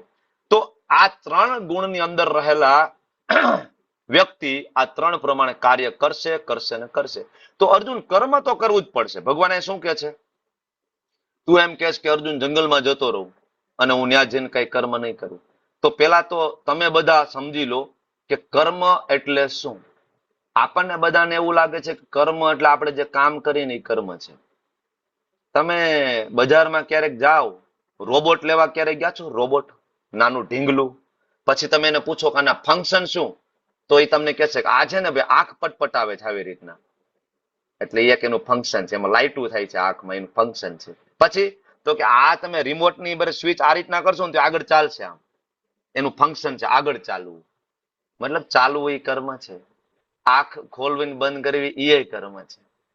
મતલબ કર્મ એટલે એવું નથી ખાલી પૈસા કમાવા માટે જે કરીએ એ કર્મ છે, પણ આ બોડી સાથે જોડાયેલી બધી જ ગતિવિધિ કર્મ છે. આ હાથ ઊંચો કરવો એ પણ કર્મ છે, આ બોલવું એ પણ કર્મ છે, આ સાંભળવું એ પણ કર્મ છે, આ આંખના પલકારા મારવા એ પણ કર્મ છે. હવે તમે કહો કે કર્મ કર્યા વગર આ સંસારની અંદર કોણ રહી શકવાનું છે? નહીં, નોબડી. બરાબર. અને આ બધી જ ગતિવિધિઓ જે કઈ થઈ રહી છે આનું રિઝલ્ટ છે. અર્જુન એવું માને છે કે હું જંગલમાં જતો રહીશ, તો ભગવાન કહે છે કે તને શું લાગે જંગલમાં જતો રહીશ તો તું બચી જઈશ? તારામાં જે ગુણ છે ને, તું ક્ષત્રિય છો, ન્યા જઈને તું એ જ કરવાનો છો. અર્જુન કે હું જંગલમાં જતો રહું. હા, તું જતો રહે, જા. શું કરે જંગલમાં જઈને? તો કે હું ભીખ માંગી લઈશ, હું બીજા બ્રાહ્મણો સાથે પડી જઈશ ને ભીખ માંગી લઈશ. હા, કર. પછી તું ત્યાં શું કરીશ? પછી ભગવાન કહે છે એને, શું કહે છે? હા, તમે બધા ભીખ માંગો છો, બરાબર છે, બધા બ્રાહ્મણો, બીજું કાંઈ કર્મ કરતા નથી, કામ ધંધો નથી કરતા. પણ હવે એ બ્રાહ્મણોમાંથી એક બરાબર એવો વ્યક્તિ આવ્યો કે જે તારી બાજુમાં જે બ્રાહ્મણ બેઠો છે એની ભિક્ષા જૂટવી લે છે. લાવે ભાઈ, આ બધું મારું છે, લાવ. ત્યારે તારે અંદરથી ક્ષત્રિય જાગી જશે, કારણ કે તું અન્યાય જોઈ શકવાનો છો નહીં, તારામાં રજોગુણ છે. ક્ષત્રિય છે, જાગી જવાનો છે. જેવી રીતે એક મિલિટરી મેન હોય, એક આર્મી મેન હોય, એ ઘરડો થઈ જાય ને, ઘરડો થઈ જાય ને, તો એની અંદર એક ગુણ જવાનો નથી. ભાઈ મેં નિવૃત્તિ લઈ લીધી, હું ઘરે છું. પણ ઘરે આવીને બેસશે ને પછી ક્યાંક અન્યાય દેખાશે બંદૂક કાઢી જ લેવાનો છે આર્મી મેન પાછો. જોયું છે કે નહીં આવું આપણે? સેમ એ ભગવાન અર્જુનને સમજાવે. અર્જુન તને શું લાગે જંગલમાં જવાનું કઈ બરાબર, એટલે તને એવું લાગે ત્યાં કોઈ કર્મ નથી, બંધન નથી? અરે તું ન્યા જઈને બરાબર બ્રાહ્મણને કોઈ હેરાન કરશે, તું ન્યા તલવાર કાઢીને ઉભો રહીશ અને ત્યાં બ્રાહ્મણ સાથે તું ફાઇટિંગ કરીશ બીજા બ્રાહ્મણ સાથે, તો ન્યા જઈને બ્રાહ્મણ સાથે લડવું એના કરતા હું કઉ છું અહીંયા લડી લે. કારણ કે ન્યા લડીશ અને કર્મનું બંધન થશે, અને અહીંયા હું કઉ છું તને કર્મનું બંધન નહીં થાય. જેવી રીતના બોર્ડર ઉપર સૈનિકને કમાન્ડર ઓર્ડર આપે છે, સૈનિકને કર્મનું બંધન નથી, જજ સાહેબ ફાંસી નથી આપતા, પણ એ સૈનિક ઘરે આવીને કોઈને મારી નાખે છે, બંધન થાય છે. સેમ ઈઝી છે ને કર્મયોગ સમજવો. ભગવાનના ઓર્ડર પ્રમાણે કર્મ કરવું તો કર્મનું બંધન નથી. હવે તમે વિચાર કરો કે સવારથી સાંજ સુધી આપણે કર્મ કરીએ છીએ, શું એમાં કૃષ્ણનો ઓર્ડર છે? શું એમાં ભગવાનની પ્રસન્નતા છે? જો એમાં ભગવાનની પ્રસન્નતા છે તો એ કર્મનું બંધન નથી. જો એમાં તમારી પ્રસન્નતા છે, તમારો ઇન્દ્રિય ભોગ છે, તો એમાં કર્મનું બંધન છે. બરાબર ને? એટલે અહીંયા ભગવાન અર્જુનને સામે, અર્જુન કર્મ કર્યા વગર એક દિવસ નથી રહી શકવાનું, એક ક્ષણ નથી રહી શકવાનું. શું કહેશ તું? બરાબર ને? બંધન તો થવાનું છે. જંગલમાં જઈને બેસી જાય, જે જગ્યાએ બેસીશ ને આસન પાથરીને, એ આસન પાથરવામાં 5 કીડી મરી જવાની છે. કીડી, 2 મકોડા મરી જવાના છે તારા આસનની નીચે દબાઈને. તને શું લાગે એનું બંધન નહીં થાય? જંગલમાં જવા તું ચાલીને જવાનો છે ને કે ઉડીને જવાનો છે? ચાલીને જવામાં પગની નીચે જીવ જંતુ મરી જવાના છે. તને શું લાગે એનું બંધન નહીં થાય? તો કોઈ એમ કે તો અજાણતા થયું ને પ્રભુજી. નહીં, કર્મનો સિદ્ધાંત અગ્નિ જેવો છે. કર્મનો સિદ્ધાંત અગ્નિ જેવો છે. જાણતા કે અજાણતા થયેલા બધા જ પાપ કર્મોનું ફળ ભોગવવું પડે છે. જેવી રીતના એક બાળક અગ્નિની અંદર હાથ નાખે છે અને એ બાળક દાઝી જાય છે. અગ્નિ એમ નથી કેતું ના ના બિચારું નાનું છે ને હજી ખબર ન હોય, થોડું મોટું થઈ જાવ દો પછી દજાડું. આવું ચાલે નહીં. કર્મનો સિદ્ધાંત અગ્નિ સમાન છે, દજાડશે. Same way, same. એટલે ભગવાન અર્જુનને સમજાવે, અર્જુન કર્મ કરવું પડશે. બરાબર. અર્જુન શું કામ મિથ્યાચારી બને છો? તારામાં છે રજોગુણ, તારે લઈ લેવો છે સંન્યાસ. બરાબર. મિથ્યાચારીને ભગવાન ઇનડાયરેક્ટલી આપણને કહેવા માંગે છે, ભાઈ ઘરની જવાબદારી છે ને, જવાબદારી છોડીને ભાગી જવાની જરૂર નથી. ઘણા બધા આવું કરે, ઘરમાં થોડાક હેરાન થતા હોય, થોડી માથાકૂટ હોય, જોબની અંદર નુકસાન થયું, ના ના હવે આપણે સાધુ બની જવું છે, પછી હરિદ્વાર વહી જાય, મોટી દાઢી કરી નાખે. બરાબર. પછી ત્યાં જઈને મોટો અખાડો બનાવે, આશ્રમ બનાવે. પછી અહીંયા જે માથાકૂટ કરતા હોય પાછી ત્યાં ચાલુ કરે, ત્યાં કાવા દાવા કરશે, ત્યાં જમીન વેચવાના કૌભાંડમાં ફસાઈ જશે. બરાબર. ત્યાં છોકરીઓમાં ફસાઈ જશે. પેલા જે કરતા તે ત્યાં જઈને કરશે. ભગવાન કે હું કામ મિથ્યાચારી બનવું છે? ભાઈ તારો ગુણ જે છે એ મુજબ કર્મ કરવામાં શું પ્રોબ્લેમ છે? કર્મણીય કર્મેન્દ્રિયાણી સંયમ્ય ય આસ્તે મનસા સ્મરન ઇન્દ્રિયાર્થ વિમૂઢાત્મા મિથ્યાચારી સે ઉચ્યતે. કર્મેન્દ્રિયોને અંદરથી કાબુમાં રાખવાની કોશિશ કરે, બરાબર, સોરી બહારથી કાબુમાં કરવાની કોશિશ કરે. નહીં નહીં, હું તો ભાઈ મોટો ભક્ત છું. તમે જોયું તિલક છે, ધોતી કુર્તો, પણ અંદર ઇન્દ્રિયોના વિષયનું ચિંતન ચાલુ છે. અંદર ચિંતન, આને કહેવાય ઢોંગી, પાખંડી. આ બાજુમાં એક ફોટો છે. તમને આવું શું લાગે છે જે સાધુને શોભતું નથી? તમને બધાને પૂછું છું, શું એવું લાગે છે ખરેખર સાધુને શોભતું નથી? મોબાઈલમાં વાત કરે. મોબાઈલ અને હાથમાં બીડી. સિગરેટ પીવે છે. સિગારેટ છે બાપુજી, સિગારેટ છે એ નથી શોભતી. અને સૌથી હાથમાં મોબાઈલ. સૌથી નથી શોભતું એવું સિગારેટ નથી શોભતી. ચાલો આપણે મોબાઈલ ને એવું માની લઈએ કે કદાચ ભગવાનનો પ્રચાર કરવા માટે એને રાખ્યું હોય, કદાચ ભક્તોને જ્ઞાન આપવા માટે રાખ્યું, આપણે એવું માની લઈએ, ચાલો. પણ સિગારેટનું શું કામ છે આફ્ટર સંન્યાસ? ગાંજાનું શું કામ છે? સંન્યાસનો મતલબ શું? યોગીનો મતલબ શું? કે જે મન અને ઇન્દ્રિયોને સંપૂર્ણપણે સંયમિત કરી લે એને કહેવાય યોગી. બરાબર. અચ્છા, તો હાથમાં સિગારેટ છે તો આમાં કઈ રીતના ઇન્દ્રિયોનો સંયમ થયો? બરાબર ને? ગાંજા ફૂકી રહ્યા છે તો આમાં ઇન્દ્રિયનો સંયમ ક્યાં થયો? હવે ઇન્દ્રિયનો સંયમ નથી તો સંન્યાસ કેવો? એટલે ભગવાન ના પાડે, અર્જુન મિથ્યાચારી બનવાની જરૂર નથી. બરાબર ને? તું જ્યાં છો ત્યાં રહી મારા ઓર્ડરનું પાલન કર. ભગવાન આપણને કહે છે, આપણે ગૃહસ્થ છીએ ને તો આપણે કોપી કરવાની નથી. હવે બરાબર, છોડો ઘર બાર, ચલો હરિદ્વાર. હું સાધુ બની જાઉં. માથાકૂટ કોણ કરે? રોજ સવારે 9 વાગે જવું, સાંજે 6 વાગે આવું, નોકરી કરીને બોસની સાંભળવી નહીં. એના કરતા આપણે જતા રહીએ હરિદ્વાર. આ કોઈ માથાકૂટમાં પડવું જ નથી. નહીં, ત્યાં જઈને તમે જ ધંધો કરવાના છો, જ્યાં કરો છો. જે કાવા દવા અહીંયા કરો, ત્યાં જઈને કરવાના. શાસ્ત્રમાં સરસ ઉદાહરણ આપ્યું છે ભરત રાજાનું, જેના નામ ઉપરથી આ દેશનું નામ ભારત પડ્યું. એ ઋષભદેવના પુત્ર ભરત રાજા, બરાબર, ચક્રવર્તી સમ્રાટ રાજા હતા. બરાબર. અને એક સમયે એ રાજા એનું રાજપાટ છોડી દીધું. બરાબર. પુત્રોને રાજપાટ સોંપી અને રાજા જતા રહ્યા જંગલમાં. શેના માટે? તો કે નહીં, હું સાધુ બની જઈશ ભગવાનની પ્રાપ્તિ કરવા માટે. અને એ ગયા. પણ હજી એને એ લેવલનું વૈરાગ્ય નહોતું આવ્યું, આસક્તિ હજી છૂટી નહોતી, અને ગયા. હવે ત્યાં જઈને પ્રયત્ન બધો કર્યો. થોડાક દિવસ પછી એવું થયું કે બાજુમાં નદી, જે ગંડકી નદી, નેપાળ ગયા હતા, નેપાળમાં, બરાબર, ગંડકી નદીના કિનારે નદીમાં, તો ત્યાં બેઠા બેઠા તપ કરતા હતા. પછી એક સિંહનો અવાજ આવ્યો, બરાબર, હિંસક પ્રાણીનો અવાજ આવ્યો. અને એને જોયું તો એક ગર્ભીરી હરણ હતું, પ્રેગ્નેન્ટ હરણ. એ પાણી પીતું હતું. સિંહનો અવાજ સાંભળ્યો ને તો જમ્પ મારીને હરણ તો ભાગી ગયું, પણ એની ડિલિવરી ત્યાં ને ત્યાં થઈ ગઈ તો નાનું હરણ પાણીમાં પડી ગયું. હવે તો સ્વાભાવિક છે, ભગવાનના ભક્ત છે ભરત રાજા, દયા કરુણા તો હોવી જ જોઈએ ને. ગયા, હરણને પાણીમાંથી બહાર કાઢ્યું, નાનું હરણ બચ્ચું, બરાબર. ત્યાં સુધી વાંધો નહોતો, બચ્ચુને બહાર કાઢ્યું, પછી એને છૂટું મૂકી દેવું જોઈતું હતું ને. એની માં છે એ નાના બચ્ચા હરણના વિરહમાં મરી ગઈ ગુફામાં જઈને. હવે એ નાનું હરણ જે હતું એમાં ભરત રાજાને આસક્તિ થઈ ગઈ. મારું હરણ, મારું હરણ, મારું હરણ. ભક્તિ કરવા માટે નીકળ્યા, પણ એ હરણની અંદર આસક્તિમાં છુપાઈ ગયા. આખો દિવસ હરણે શું કર્યું, ખાધું કે નહીં, પીધું કે નહીં, દીકરાની જેમ હરણને પ્રેમ કરવા લાગ્યા ભરત રાજા. એક સમય, હવે હરણ મોટું થાય તો થોડું પાછું આવે, એ તો જતું જ રહેવાનું ને બધા સાથે, બરાબર. મોટા હરણ ભેગું જતું રહ્યું અને ભરત રાજા ગોતે, મારું હરણ ક્યાં, મારું હરણ ક્યાં. એમ કરતા કરતા ભરત રાજાનું મૃત્યુ થયું. જેવું મૃત્યુ થયું ને ત્યારે યાદ કોણ હતું ભરત રાજાને? મારું હરણ, બરાબર. ભાઈ મારું હરણ ભરત રાજાને યાદ હતું. હવે એના કારણે શ્રીમદ ભગવદ્ ગીતાની અંદર 8મા અધ્યાયના 6ઠા શ્લોકની અંદર ભગવાન કે છે, યમ યમ વાપી સ્મરન ભાવમ ત્યજંતે કલેવરમ તમ તમે વેતિ કોંતેય સદા તદભાવ ભાવિત.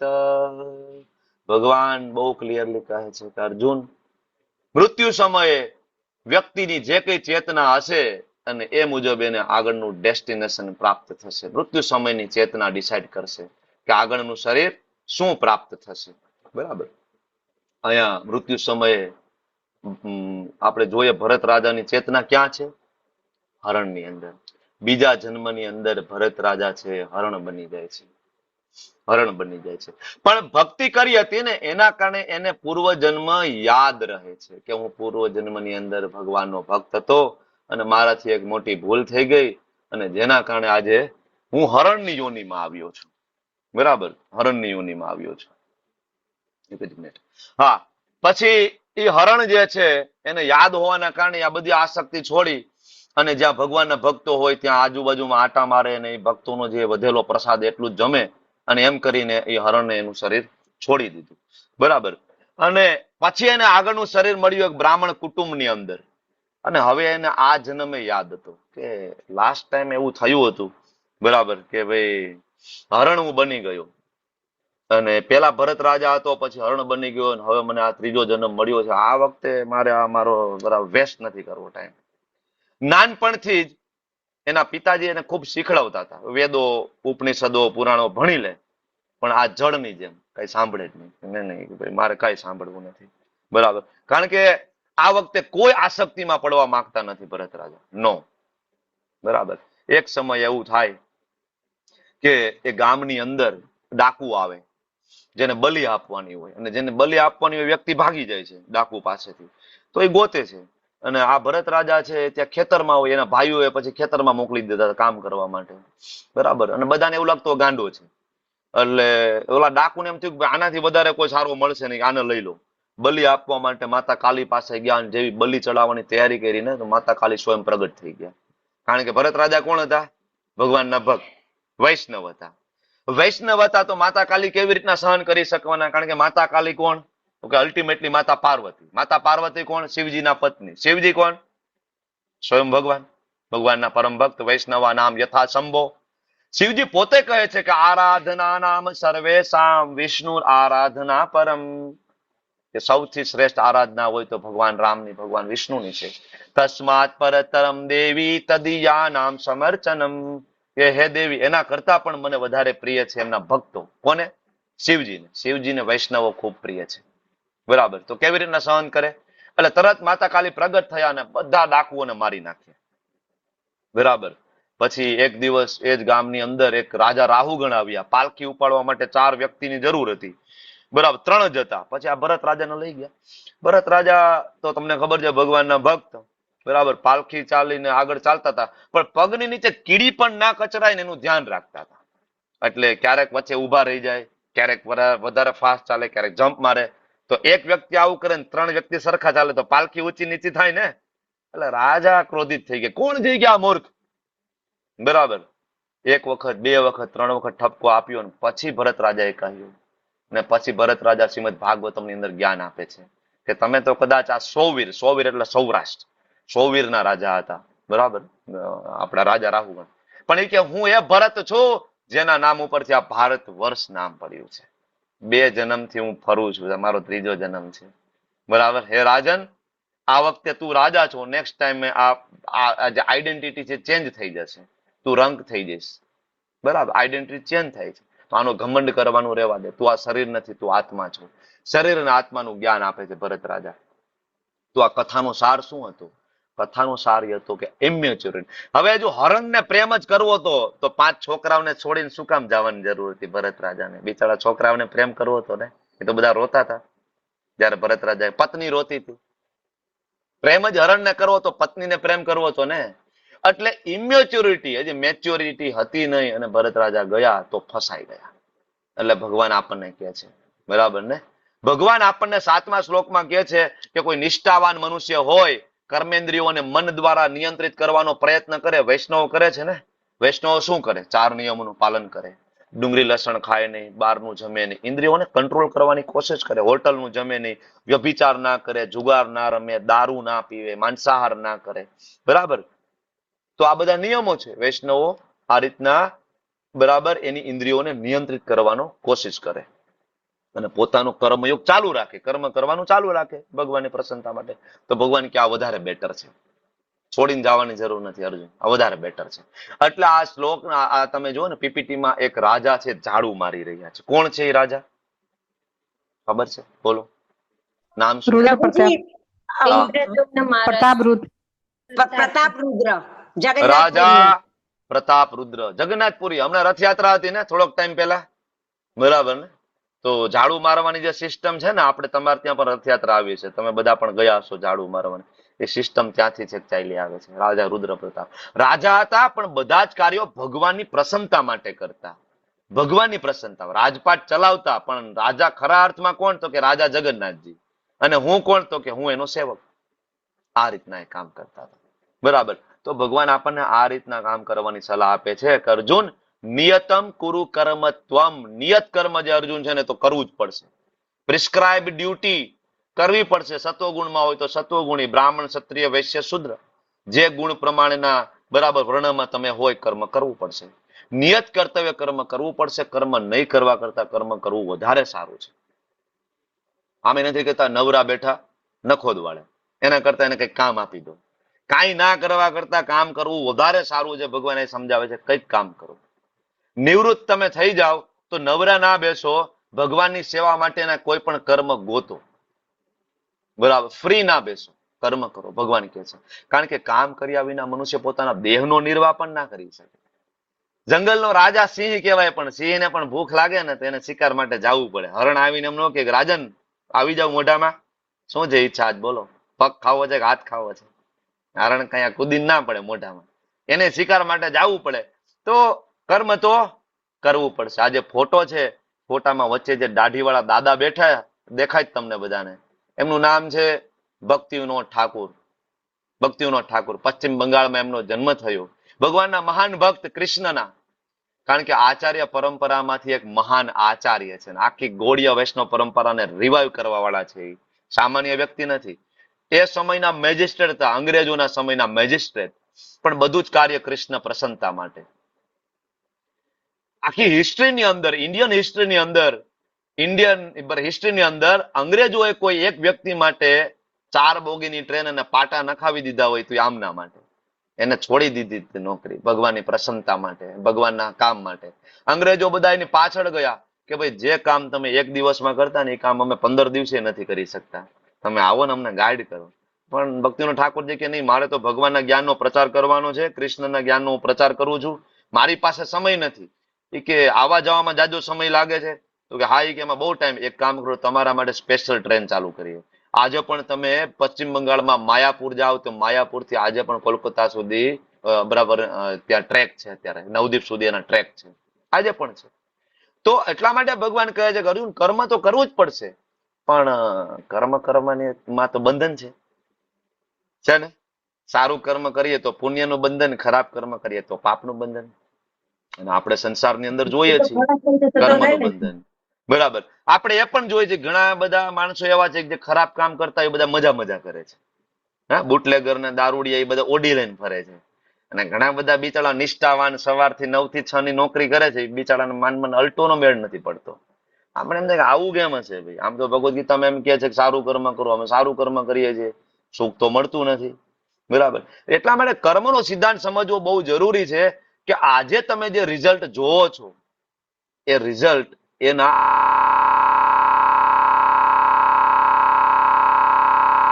हरे कृष्ण प्रभुजी आवाज डिस्टर्बेंस प्रभु जी नहीं आ रही हूँ कुछ।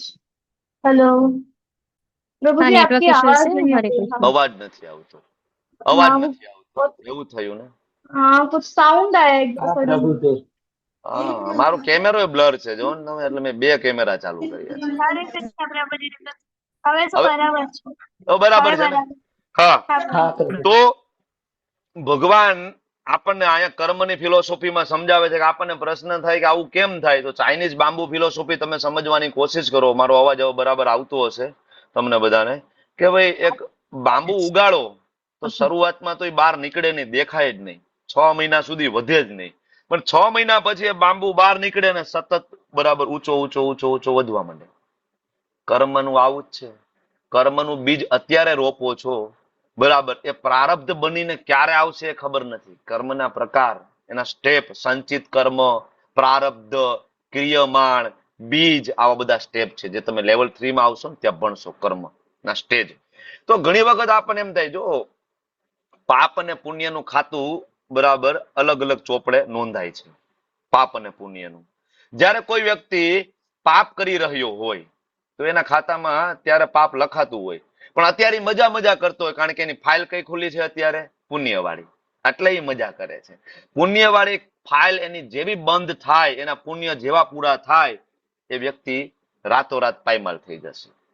ઘણી બધી વખત આપણે જોયું છે કે સારો માણસ હોય પણ એ બહુ દુઃખી હોય, બરાબર, કારણ કે એના પૂર્વજન્મના આ જન્મના પાપ કર્મનું ફળ એને અત્યારે મળી રહ્યું છે. પણ અચાનક જ એવું થશે કે લોટરી લાગી જશે. લોટરી લાગી જશે અને વ્યક્તિ માલામાલ થઈ જશે, કારણ કે હવે એના પુણ્ય કર્મની ફાઇલ ખુલી ગઈ છે.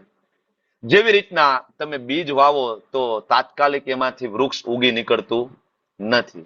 તો અત્યારે કોઈ તમે પાપ કર્મ કરો છો તેનું ફળ જરૂરી નથી કે તમને અત્યારે ઓન ધ સ્પોટ મળી જાય. અત્યારે કોઈ તમે સારા કર્મ કરતા હોય તો જરૂરી નથી કે એનું ફળ તમને અત્યારે ઓન ધ સ્પોટ મળી જાય. એવું પણ બને કે 10 વર્ષ પછી પડે, બરાબર, મળે. એવું પણ બને 20 વર્ષ પછી મળે, અને એવું પણ બને કે નેક્સ્ટ બર્થમાં પણ મળે. કારણ કે આ આપણી યાત્રા અનંત યાત્રા છે, અને આપણે મૃત્યુ પછી આપણા કર્મોને સાથે લઈને ચાલીએ છીએ, તો રિઝલ્ટ નેક્સ્ટ બર્થમાં પણ મળી શકે છે ને. એટલે આ સમજવું પડશે કર્મનો સિદ્ધાંત. તો અત્યાર સુધી આપણે જે કંઈ સમજ્યા કે કર્મ તો કરવું પડશે, કર્મ કર્યા વગર ચાલવાનું નથી. પણ કર્મ કોના માટે કરવું કે જેનાથી પાપ અને પુણ્યનું બંધન ના લાગે? તમને એમ થાય પ્રભુજી પુણ્ય તો બધા કરતા હોય, પુણ્ય કરવામાં શું વાંધો? જો પાપ છે એ પોઈઝન છે અને પુણ્ય છે એ સુગર કોટેડ પોઈઝન છે. શું કામ? કારણ કે પુણ્ય ખૂબ કરશો પછી ક્યાં જશો? સ્વર્ગમાં, ઉપરના લોકો તમને પ્રાપ્ત થશે. ઓકે, ઉપરના લોકો પ્રાપ્ત થશે પછી તમને ત્યાં પરમેનન્ટ રહેવા દેશે? તો કે ના. ક્ષીણે પુણ્ય મૃત્યુ લોકમ વિશંતિ. જેવા પુણ્ય કર્મ પૂરા થયા પાછા નીચે પડશો. હવે તો કે હવે પાછા પાપ કર્મ કરશો અને પાછા નીચે જશો. તો ઉપર નીચે ઉપર નીચે ઉપર નીચે ચાલુ જ રહેવાનું છે. પુણ્ય કર્મ કરશો તોય નીચેની ગતિ થશે, પાપ કર્મ કરશો તોય નીચે. અચ્છા, તો પ્રભુજી પુણ્ય કર્મ નહીં કરવાના, બીજાને હેલ્પ નહીં કરવાની, બરાબર, ગૌ સેવા નહીં કરવાની, પુણ્ય કર્મ નહીં કરવાના? પુણ્ય કર્મ કરવાના, પણ એ ભગવાનના સેન્ટરમાં રાખીને કરવાના. બરાબર, સમજશું આપણે આજે. તો કર્મના 4 પ્રકાર. પેલું વિકર્મ. વિકર્મ એટલે શાસ્ત્રથી વિરુદ્ધ ચાલીને જવું, મતલબ પાપ. બીજું સકામ કર્મ, શાસ્ત્રને અનુલક્ષીને કરવું પણ પોતાના માટે જ કરવું. મને શું ફાયદો થાય? નવચંડી હું યજ્ઞ કરીશ, હે માતાજી ઘરના મકાન બની જાય. સકામ કર્મ. બરાબર. એક નિષ્કામ કર્મ છે. નિષ્કામ, મારો કોઈ સ્વાર્થ નથી, મારે કઈ જોઈતું પણ નથી. ઘણા બધા દાન કરતા હોય, નિષ્કામ. અને એક એનાથી પણ ઉપર કર્મ છે જેનું નામ છે અકર્મ. નિષ્કામની અંદર ભાવના એક એ તો હંમેશા રહે છે કે હું કરું છું, ભલે હું કોઈને કહેતો નથી. જેવી રીતના જલારામ બાપાના મંદિરમાં વીરપુરમાં, બરાબર, તમે નામ લખીને કોઈ દાન આપી શકતા નથી, બરાબર, પણ ત્યાં દાન આવે છે, ખીચડી આવે છે, ચોખા આવે. કેવી રીતના? તો કે રામ ભરોસે. મંદિરને ખબર નથી કોને મોકલ્યું, પણ મોકલવાવાળાને ખબર છે કે મેં મોકલ્યું છે. પ્રોબ્લેમ એ છે. મેં મોકલ્યું છે. અને મેં વાળો જે ભાગ રહ્યો ને એ આપણને લઈને ડૂબે છે, મેં વાળો ભાગ. એટલા માટે કર્મ અકર્મ થવું જોઈએ. એટલે ભગવાન આગળ 9મા શ્લોકમાં કે છે યજ્ઞ અર્થાત કર્મણો અન્યત્ર લોકોયમ કર્મ બંધન તદર્થમ કર્મ કૌંતેય મુક્ત સંગ સમાચર. યજ્ઞ અર્થાત કર્મણો અન્યત્ર. કેવી રીતના કર્મ થવા જોઈએ? યજ્ઞ અર્થાત. યજ્ઞ ભગવાનનો 7મો અવતાર શ્રીમદ ભાગવતમની અંદર 24 અવતારનું જે વર્ણન છે એમાં કૃષ્ણનું નામ યજ્ઞ પણ છે. બીજું યજ્ઞ પ્રિસ્ક્રાઇબ ડ્યુટી. ત્રીજું યજ્ઞ વૈદિક આદેશ. તો વેદોની મર્યાદામાં વૈદિક આદેશ પ્રમાણે ભગવાનને વિષ્ણુને પ્રસન્ન કરવા માટે યજ્ઞ અર્થાત કર્મ થવું જોઈએ. આના સિવાયના બધા કામ છે બંધન કરે છે, બધા જ કામ. યજ્ઞનો એક મતલબ ઓલો યજ્ઞ પણ થાય, કયો? સ્વાહા, બરાબર, એ વાળો યજ્ઞ પણ થાય. તો અલગ અલગ યુગની અંદર અલગ અલગ પદ્ધતિ આપી છે. સતયુગની અંદર ધ્યાન, મેડિટેશન, બરાબર. ત્રેતા યુગની અંદર યજ્ઞ સ્વાહા વાળો, બરાબર. એના પછી આવે દ્વાપર, જેમાં ભગવાનની સેવા, વિગ્રહ સેવા. પણ કળિયુગનો એક જ ધર્મ છે, શું? કલો તદ હરિ કીર્તના, નામ, ભગવાનના નામનો જપ, આ એકમાત્ર. તો જે કોઈ કર્મ કરીએ ભગવાનનું નામ સેન્ટરમાં રાખીને જ્યારે કર્મ કરીશું ને ભગવાનનું, ત્યારે ને માત્ર ત્યારે જ એ કર્મ આપણને બાંધશે નહીં. એના સિવાયના બધા જ કર્મ, આ શ્લોક બરાબર યાદ રાખી લો, યજ્ઞ અર્થાત કર્મણો અન્યત્ર, એના સિવાયના બધા જ આ લોકની અંદર તમને કર્મ બંધન કરશે, તમને કર્મ બંધન કરશે. એક સિમ્પલ ઉદાહરણ છે, બરાબર. ધારો કે તમે ઘરમાં રસોઈ બનાવો છો, તમે તમારા માટે બનાવો છો, પણ એમાં બંધન છે. પણ એ જ રસોઈ ભગવાન માટે બનાવો છો, એની અંદર બંધન નથી. તમને એમ થાય કે પ્રભુજી અમે તો વેજીટેરિયન છીએ, શેનું બંધન છે? આપણે આગળ ભણીશું એની અંદર, પણ આજ જ એ વસ્તુ ભણીશું.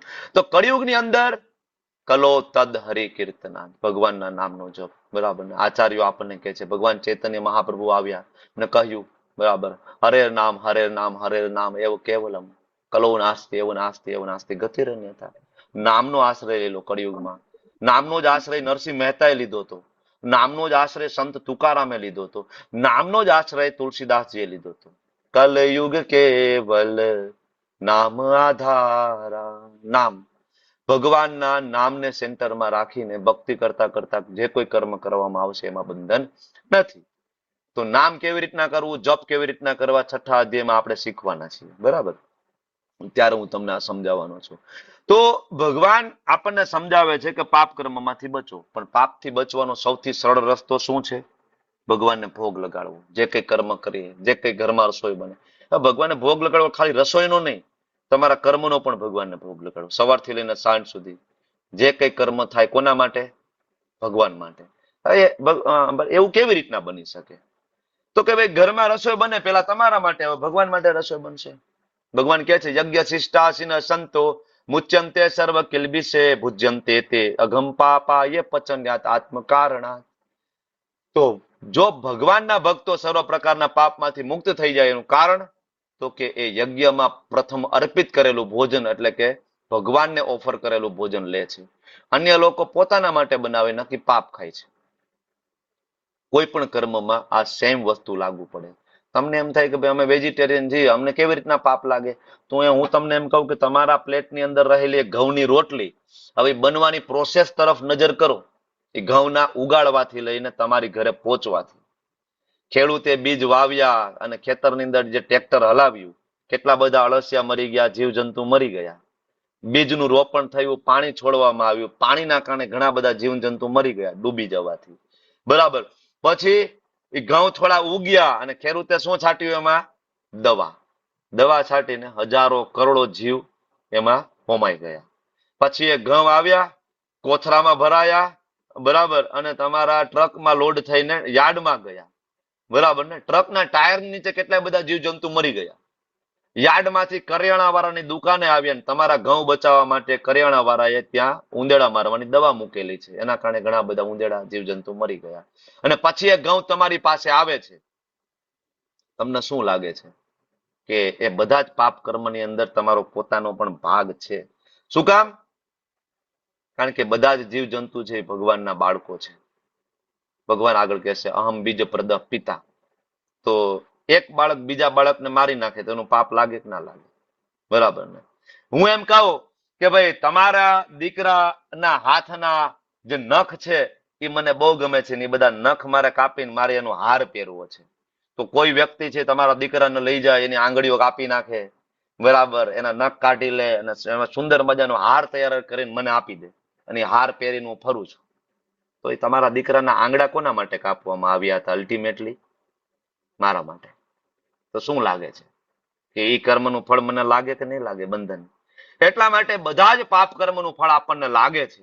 આ ખાલી મેં તમને એક ઉદાહરણ આપ્યું છે, એક ઉદાહરણ આપ્યું છે, કારણ કે આ સંસારની અંદર દરેક કર્મ છે એ પાપથી પ્રભાવિત છે. તમે ઘરની બહાર નીકળો છો ને, ત્યાંથી પાપ કર્મનું પૂરા શરૂઆત થઈ જાય છે. એનાથી બચવા માટેનો એક જ રસ્તો છે કે બધા જ કર્મ ભગવાનની સેવા માટે. ફરીથી ઉદાહરણ ઓલું યાદ રાખો. કયું ઉદાહરણ? આર્મી મેન વાળું. સરહદ ઉપર આર્મી મેન છે, અંધાધૂંધ ફાયરિંગ કરે છે, એને કર્મ બંધન નથી, સજા નથી પડતી, ઓર્ડર બાય કૃષ્ણ.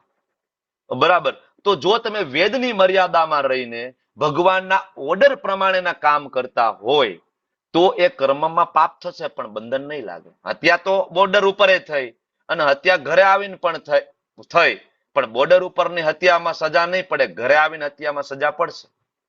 હત્યા તો પેલા રસોઈ બનાવતા હતા એમાં પણ જીવજંતુ મરી ગયા, ભગવાનનો ભોગ લગાડવામાં પણ જીવજંતુ મરી ગયા.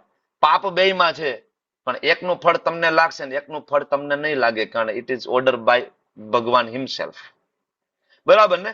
સમજી શકાય એવી વસ્તુ છે ને. કોઈ પણ વસ્તુની અંદર એ દરેક કર્મ પાપથી પ્રભાવિત છે. એમાંથી બહાર નીકળવા માટે શું કરવું પડે? યજ્ઞ ચક્રનું પાલન. યજ્ઞ ચક્ર એટલે શું? અન્નાદ ભવતી ભૂતાની પર્જન્યાદ અન્ન સંભવ યજ્ઞાદ ભવતી પર્જન્યો યજ્ઞ કર્મ સમુદ્ભવ. બધા દેહધારી પ્રાણીઓ અન્ન ખાઈને પોષણ પામે, બરાબર. અને અન્ન કેવી રીતના? વરસાદથી આવે. વરસાદ યજ્ઞ કરવાથી વરસે છે. ઇન્દ્રદેવ પ્રસન્ન થાય ત્યારે વરસાદ આવે. અચ્છા, યજ્ઞને મોડર્ન રીતે કેવી રીતના સમજી શકાય કે યજ્ઞ કરવાથી વરસાદ વરસે છે? ધારો કે મોડર્ન રીતના સમજવું હોય તો યજ્ઞ એટલે વૈદિક આદેશ. વૃક્ષો ના કાપવા જોઈએ, બરાબર, પહાડોનું ખનન ના કરવું જોઈએ, બરાબર ને? વૈદિક આદેશ છે ને. નદીઓને દૂષિત ના કરવી જોઈએ. તો જો તમે વૈદિક આદેશનું પાલન કરો, વૃક્ષો ના કાપો, તો સારો વરસાદ થાય કે નહીં? યોગ્ય સમય થાય કે નહીં? બરાબર ને? ધેટ ઇઝ યજ્ઞ. યજ્ઞ એટલે ભગવાનનો ઓર્ડર. તો આ ઓર્ડર પ્રમાણે જયારે કર્મ કરીએ છીએ ત્યારે વરસાદ યોગ્ય સમયે, યોગ્ય ઋતુમાં અને પ્રોપર થાય છે. અત્યારે થાય છે. અત્યારે જયારે થાય તો માવઠું થઈ જાય. હમણાં બરાબર અડધું સુરત ડૂબી ગયું હતું, નક્કી નથી. ના થાય તો ક્યાંય ના થાય, થાય તો સુરત અડધું હમણાં ડૂબી ગયું. શું કામ? કારણ કે આપણે ફોલો નથી કરતા યજ્ઞને. યજ્ઞને ફોલો નથી કરતા. દેવતાઓ કોપાયમાન છે, અને દેવતાઓ જયારે કોપાયમાન હોય ત્યારે હંમેશા અતિવૃષ્ટિ, અનાવૃષ્ટિ આ કન્ટિન્યુ ચાલુ રહેવાનું. બરાબર.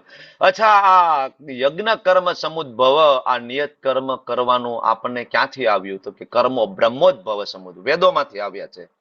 અચ્છા, વેદો ક્યાંથી આવ્યા? તો કે વેદો ભગવાનમાંથી આવ્યા છે. વેદો ભગવાનમાંથી, ભગવાનના મુખમાંથી પ્રગટ થયા છે વેદો. અપૌરુષય છે. તો ભગવાન દ્વારા આ સાયકલ ચાલુ થઈ છે. તો ફરીથી કોને આપણે આપવી જોઈએ? ઓફર કોને કરવું જોઈએ? ભગવાન. તમે મારી પાસેથી 5 લાખ રૂપિયા લઈ જાઓ છો, બરાબર, અને 5 લાખ રૂપિયાનું ઘરની, બરાબર, તમે કોઈ બિઝનેસ ચાલુ કરો છો ઘરે જઈને, 5 લાખ રૂપિયાનું, બરાબર, બિઝનેસ ચાલુ કરો છો, પછી તમને એની અંદર નફો પ્રાપ્ત થાય છે. નફો. તો સાચો રસ્તો શું છે? તમારી પાસે તો એકેય રૂપિયો હતો નહીં, તમારી પાસે જ લઈ ગયા છો, તમે બિઝનેસ ચાલુ કર્યો છે. તો ખરેખર સારો અને સાચો વ્યક્તિ શું કરશે? એ પાછો મારી પાસે આવશે. પ્રભુજી, આ 5 લાખ રૂપિયા તમે જે પેલા આપ્યા હતા એ, અને આના થકી મેં બિઝનેસ કર્યો છે, અને આમાં મને આટલો નફો મળ્યો છે. જો તમે પરમિશન આપતા હોય તો એમાંથી હું થોડાક રાખું, ને તમારે નફો જોતો હોય તો તમે પણ રાખી શકો. આ સાચી પદ્ધતિ છે ને. કૃતજ્ઞતા આપણે વ્યક્ત કરવી જોઈએ ને ભગવાન પાસે. આપણે કરતા નથી. આપણને એમ થાય કે આ મારું છે. આપણે ભગવાનની બધી વસ્તુ લઈને, આપણે ભગવાન તો છે જ નહીં. આ જમીન મારી છે, દસ્તાવેજમાં નામ મારું છે.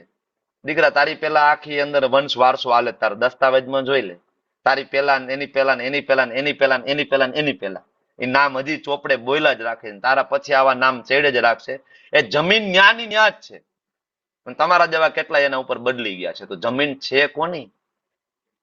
તમે તો લઈને જાતા નથી. તમારી હોત તો ભેગી લઈ ગયા હોત. તમારી હોત તો તમે ભેગી લઈને આવ્યા હોત. તો નથી લઈ જતા કે નથી લઈને આવતા તો છે કોની પ્રોપર્ટી? ઈશાવાસ્યમ ઇદમ સર્વમ. ભગવાન ઈશોપનિષદમાં કહે છે કે આ બધું મારું છે. ભૂમિરાપો અનલો વાયુ ખમ મનો બુદ્ધિ રેવ છે. ભગવાન કે આ પંચમહાભૂત મારું છે. તો હવે જેનું છે એટલીસ્ટ ગ્રેટિટ્યુડ તો વ્યક્ત કરવો જોઈએ ને આપણે. ગ્રેટિટ્યુડ કે ભગવાન તમે મને આટલું બધું આપ્યું છે, હું તમને ઓફર કરું છું. ખાલી આટલું કરવાથી બધા પાપ કર્મોના ફળ એમાંથી નીલ થાય છે. આને કહેવાય યજ્ઞ ચક્ર. એટલા માટે બ્રાહ્મણો છે ભગવાનને ભોગ લગાડે છે. વૈષ્ણવો છે ક્યારે ભોગ લગાડ્યા વગરનું જમતા નથી. ભગવાનમાંથી વેદ, વેદમાંથી તમને બુદ્ધિ પ્રાપ્ત થાય. બુદ્ધિ દ્વારા કર્મ કરો અને બલિદાન આપો, યજ્ઞ કરો, દેવતાઓ પ્રસન્ન થાય, વરસાદ પ્રાપ્ત થાય, વરસાદથી અન્ન આવે, અન્નથી ભોજન પ્રાપ્ત થાય. અને આ ભોજન તમે એમ કહો કે આ મેં ઉગાડ્યું છે અને આ મારું છે, મતલબ તમે ચોર થઈ ગયા. તમે પૈસા મારી પાસેથી 5 લાખ લઈ ગયા, હવે 5 લાખ પાછા દેવાય નથી આવતા, નફો નથી દેવા આવતા, મતલબ યુ આર થીફ, તમે ચોર છો. તો હવે એમાં જે કઈ બંધન થશે એના જવાબદાર પણ તમે જ છો. બાકી મને વચ્ચે રાખ્યો હોત તો હું વચ્ચે પડે. બરાબર. જેવી રીતના એક માલિક છે એનો એક ડ્રાઈવર છે જે એની કાર ચલાવી રહ્યો છે. ડ્રાઈવર, માલિક પાછળ બેઠો છે. હવે એ ડ્રાઈવર છે કાર લઈને જાય છે, 4 રસ્તા ઉપર ગાડી રોકે છે, બરાબર, ટ્રાફિક પોલીસ, એ ભાઈ ઉભો રહે. તો ડ્રાઈવર શું કહે છે? ભાઈ માલિક પાછળ બેઠા, તમે મળી લો, ભાઈ પાછળ બોસ છે. હવે આમાં એને કોઈ કર્મ બંધન નથી. ગાડી તો એની ચાલે, એ એસી માં છે, એ મજા કરે છે. જેટલું એસી ની ઠંડી હવા એને આવે છે એટલી એસી ની ઠંડી હવા માલિક ને આવે છે. બરાબર ને? પણ હવે એ ડ્રાઈવર રાત્રે કાર ચોરીને ભાગી ગયું અને હવે ટ્રાફિક પોલીસ એને રોકે છે. હવે એને લોકઅપ, બરાબર, એને નાખશે લોકઅપમાં. શું કામ? કાર ચોરીને ભાગી ગયો. માલિક ક્યાં છે ભાઈ તારો? બરાબર ને? You are A thief. એટલા માટે પ્રોબ્લેમ છે, આપણે યજ્ઞ ચક્ર સમજતા નથી. દરેક કાર્ય, દરેક આપણી ડિગ્રી, આપણું એક એક પય ખરા અર્થમાં આપણે એના માલિક નથી. એના માલિક આપણે નથી. ઉપનિષદ બહુ ક્લિયરલી સમજાવે છે કે આ બધું ભગવાનની માલિકીનું છે. આ સમજવું પડશે આપણે. બરાબર. જનક જેવા રાજાઓએ અર્જુન કર્મ કરતા હતા, તારે શું કામ કર્મ નથી કરવું? શું કામ ભાગી જવું છે? હવે ભગવાન ઉદાહરણ આપે છે. જનક રાજાએ કર્મ કર્યું હતું. જનક રાજા રામચંદ્રજીના સસરા, જરૂર હતી કર્મ કરવાની, એમને કર્યું છે. બરાબર. અર્જુન યુદ્ધ ભૂમિ છોડીને ના જા. યદ યદ આચરતી શ્રેષ્ઠા તત્ તત્ દેવેતરો જન. તું જેવું કરીશ ને પાછળ બધા એવું કરશે. અર્જુન, તું એમ કહીશ કે હું યુદ્ધ ભૂમિ છોડીને ભાગી જાઉં, કેમ? તો કે મારા રિલેટિવ છે, મને બહુ કરુણા છે. કાલ સવારે બધા જ ભાગી જશે, કારણ કે પ્રોબ્લેમ આવ્યો અને તારે ભાગી જવું છે. તો આવતીકાલે દરેક ઘરમાંથી એક એક વ્યક્તિ સંન્યાસી બની નીકળી જશે. તો પ્રોબ્લેમથી ભાગવું એને સંન્યાસ કહેવાતું હોય તો દરેક ઘરમાં પ્રોબ્લેમ છે. કોઈને પત્ની સાથે નથી બનતું, કોઈને પતિ સાથે નથી બનતું, કોઈને બોસ સાથે બનતું નથી, કોઈને સાસુ સાથે નથી બનતું, બધા ભાગી જશે. અર્જુન, તું તો ખોટું એક્ઝામ્પલ એસ્ટાબ્લિશ કરી રહ્યો છે. યદ્યદ આચરતી શ્રેષ્ઠા તત્તદ દેવેતરો જના. અર્જુન, એક્ઝામ્પલ એસ્ટાબ્લિશ કરો અને યુદ્ધ ભૂમિ ઉપર ફાઇટ કરો. અર્જુન, હજી તને ના સમજાતું હોય તો મારું એક્ઝામ્પલ આપું. હું તો સ્વયં ભગવાન છું. ત્રણેય લોકમાં મારા માટે કોઈ નિયત કર્તવ્ય કર્મ નથી, છતાં હું આવું છું ને ત્યારે હું કર્તવ્ય કર્મ કરું છું. કૃષ્ણ કહે છે, હું રામ તરીકે આવું છું ત્યારે પણ કરું છું, વરાહ તરીકે આવું છું ત્યારે પણ કરું છું. તો અર્જુન, તારે કરવું જોઈએ. પણ અર્જુન એમ કે છે કે પ્રભુ તમે બધું કીધું એ સાચું, હું માની લઉં, સમજી લઉં, પણ છતાં પણ પાપ ના કરવું હોય ને તોય ક્યારેક એવું થાય કે કોઈ વ્યક્તિ પાપ કરાવે છે બળજબરીથી. કોણ કરાવે છે? આવું થાય ને. ભગવદ્ ગીતા વાંચી સમજી પણ છતાંય ક્યારેક ના કરવાનું ખરાબ કામ આપણાથી થઈ જાય, ત્યારે ભગવાન કહે છે અર્જુન, આપણો સૌથી મોટો દુશ્મન તારો કામ એશ ક્રોધ એશ રજો ગુણ સમુદ્રો. અર્જુન, કામ છે જેના કારણે આવું થાય છે. અચ્છા, આ કામને કેવી રીતના જીતી શકાશે? એટલે ભગવાન આવતીકાલે 4થો અધ્યાયની શરૂઆત કરશે, દિવ્ય જ્ઞાન. કારણ કે ભગવાનના જ્ઞાન વગર તમે કામને જીતી શકતા નથી. સંસારની અંદર એવા અઢળક એક્ઝામ્પલ તમને જોવા મળશે. બરાબર. મોટા મોટા યોગી તપસ્વીઓ હોય છતાંય કામને જીતી નથી શક્યા. આપણો સૌથી મોટો દુશ્મન કામ. કામ એટલે કામ વાસના, કામ એટલે ઈચ્છાઓ. બરાબર. એ માત્ર ને માત્ર ભગવાન દ્વારા જ એના ઉપર કંટ્રોલ લાવી શકાય છે. આજનો અધ્યાય બહુ ઇન્ટરેસ્ટિંગ છે, કારણ કે આપણે બધા જ એક એક વ્યક્તિના અધ્યાય લાગવું પડે છે. આપણને એમ થાય કે હું તો સારું કર્મ કરું છું, કોઈનું દિલ દુભાવતો નથી, બરાબર, મેં કોઈ દી કઈ ખરાબ કામ કર્યું નથી, બરાબર, મેં કોઈ દી કોઈના ઉછીના પૈસા લીધા હોય ને પાછા ના દીધા હોય એવું બન્યું નથી ભાઈ, હું તો ગૌ માતાની સેવા કરું, હું તો કૂતરાને લાડુ નાખું, શિયાળામાં ધાબળા ઉડાડું છું, ગરીબોને અન્ન ખવડાવું છું. આ બધાની અંદર હું છે, પ્રોબ્લેમ ન્યા છે. અને આ તારું કઈ છે નહીં, તો તું ચોરી કરીને બધાને આપી રહ્યો છે. એટલે જો ફળ જે લાગવાનું છે એ ફળ આપણે ભોગવવાનું છે. બધાના સેન્ટરમાં કૃષ્ણને મૂકી દો, ગરીબોને અન્ન ખવડાવવામાં કોઈ પ્રોબ્લેમ નથી, બરાબર ને, પણ પેલા ભગવાનને ભોગ લગાડી દો અને એ અન્ન પ્રસાદ સ્વરૂપે આપો બધાને. કર્મફળમાંથી બચી ગયા તમે. ભગવાન આ સમજાવે છે. જોબ કરવામાં કોઈ વાંધો નથી, બિઝનેસ કરવામાં કોઈ વાંધો નથી, ભણવામાં કોઈ વાંધો નથી, એજ્યુકેશન લેવામાં, ડિગ્રી લેવામાં કોઈ પ્રોબ્લેમ નથી. પણ જ્યારે તમે એવું માનો કે આ મેં કર્યું છે, આનું ફળ હું ભોગવીશ, તો રિઝલ્ટ જે કઈ મળશે સારું ને ખરાબ એના જવાબદાર તમે હશો ને એમાં તમે ટેન્શન અને ડિપ્રેશનમાં ગરકાવ થવાના છો. એટલા માટે આજનો અધ્યાય આપણને બધાને ટેન્શન ડિપ્રેશનમાંથી બહાર કાઢવા માટે બહુ જ મહત્વનો છે કે કર્મ કરવાનું છોડવાનું નથી, પણ કર્મ કૃષ્ણ પ્રિત્યાર્થી હોવું જોઈએ. જેવી રીતના નરસિંહ મહેતાએ કર્યું હતું, જેવી રીતના ગોરા કુંભારે કર્યું હતું, જેવી રીતના ભક્તિનો ઠાકુરે કર્યું હતું, જેવી રીતના શિલ પ્રભુપાદજીએ કર્યું હતું, જેવી રીતના બધા વૈષ્ણવો અત્યારે પણ કરે છે. કામ છોડવાની જરૂર નથી, કરો, પણ કામના જે ફળ છે એ કોને અર્પણ કરો? ભગવાનને. એને કહેવાય યજ્ઞ ચક્ર પૂરું થયું. તો હું ફરીથી કહું, ભગવાનને ફળ અર્પણ કરશો તો ભગવાન શું ફળ કાપીને દૂધ નાખીને ફ્રુસ્ટાટ બનાવીને પી જશે? જવા દે, કાર્યક્રમ પૂરો નહીં. ભગવાન પ્રેમાળ પિતા છે, એને આપણા ફળની જરૂર નથી, બરાબર, પણ આપણા હૃદયના પ્યુરિફિકેશન માટે આ જરૂરી છે ભગવત ધામ જવા માટે. કારણ કે જ્યાં સુધી આપણે એમ કહીશું કે હું અને આ મારું છે, એ હું અને મારું છે ત્યાં સુધી આપણે 84 લાખ યોનિમાંથી નીકળી શકવાના નથી. એ નીકળવા માટેની લાયકાત પ્રાપ્ત કરવા માટે ભગવાન આપણું હૃદય શુદ્ધ કરવા માટે આ પ્રોસેસ આપે છે કે હું ને મારો માંથી બહાર નીકળો, આ કઈ નથી આપણું, છોડો. તમારું ધામ છે ગોલોક વૃંદાવન ધામ, તમે એમાં આવો, તમારું ઓરિજિનલ એડ્રેસ ત્યાં છે, જ્યાં કોઈ જન્મ નથી, જ્યાં કોઈ મૃત્યુ નથી, જ્યાં કોઈ દુઃખ નથી, જન્મ મૃત્યુ જરા વ્યાધિ કોઈ નથી. તદ્ધામમ પરમમ મમ, એ મારું ધામ છે. આગળ કૃષ્ણ કહેશે, વાંછા કલ્પતરુભ્યશ્ચ કૃપા સિંધુભ્યો ચ પતિતાનાં પાવનેભ્યો વૈષ્ણવેભ્યો નમો નમઃ. અનંત અનંત કોટી વૈષ્ણવ કી જય, શ્રી પ્રભુપાદ કી જય, ગુરુદેવ મહારાજ કી જય. હરે કૃષ્ણ કૃષ્ણ કૃષ્ણ હરે હરે, હરે રામ હરે રામ હરે રામ રામ રામ રામ રામ હરે હરે હરે. હરે. Thank you. હરે કૃષ્ણ પ્રભુ.